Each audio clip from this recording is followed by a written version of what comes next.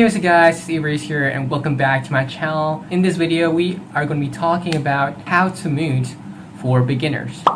And without more being said, let's just jump right in. Before I begin, I want to say and give a shout out to my teammates in our recent Law 559 subject, which is a mooting subject that is compulsory for Sem 4 students in UiTM Law School. And yeah, we did a really great job. I think all of my teammates, inclusively of myself, we did our best. We trained rigorously. We did it in the last minute, but we did manage to go through our mooting submission and manage to complete our written memorial. And that's really awesome and amazing.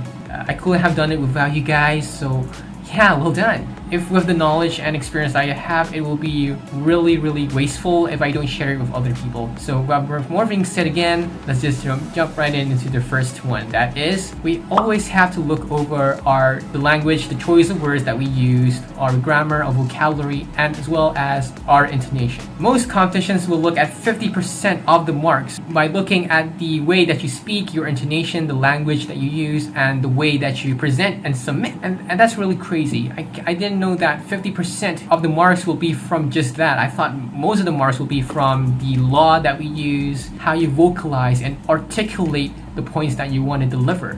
Imagine that we're actually inside a real court right now. We are expected to maintain a really good decorum and observe our demeanor. The language that we use, we can't say certain things that it might actually insult the court and the judges, and we have to look over our language and our intonation so that it conveys humility and that we're not actually trying to be very arrogant. And you can't submit as if you're reading a script. You have to sound very spontaneous, natural. Try to help the judges by actually telling a story and be very passionate. Number two is that I want to say is that we have to do extensive research. Research, and research. When you have a lot of days and you have so many opportunities and time before the actual competition, do as much research as possible. So hashtag yesterday, we have to get really prepared and ready before anything. And usually we can do our research on online databases such as LexisNexis and CLJNet. Coming at number three is that we have to pretend to be confident. The saying goes, and this famous quote goes, is that if we are not confident about ourselves, then how are other people going to be confident about us? If the judges were to ask us questions, I tend to see a lot of people stutter and get really nervous when the judges interject and ask us questions and we're unable to answer them. But what I will suggest is that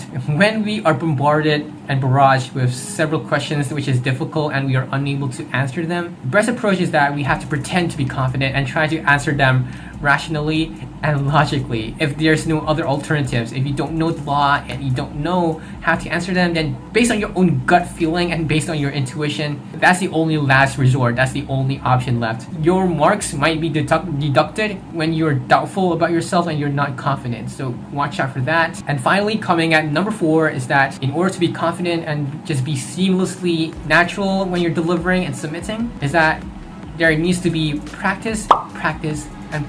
I am a big advocate for repetition. I highly support people and you guys to do a lot of training and practice with your friends, your coach, and your teammates. Because only through practice and repetition, only then you're able to acclimatize and adapt yourself with the surrounding ambience. And that's the only way that you are going to improve your mooting. So what I usually do with my coach and my teammates is that firstly, while training, my coach will jot down notes or minutes when we're training. So he will jot down the questions that we are unable to answer. What are the weak points? So he will send in the PDF version of the notes into our Telegram or WhatsApp group and we can refer them at any time. And secondly, we as our teammates, we can become the judges and ask our teammates questions during the time of the competition when they are barraged or lobbed at with several weird questions. We are able to answer them back. And lastly, always time yourself, because in mooting competitions, it's usually 15 minutes per person. So we have to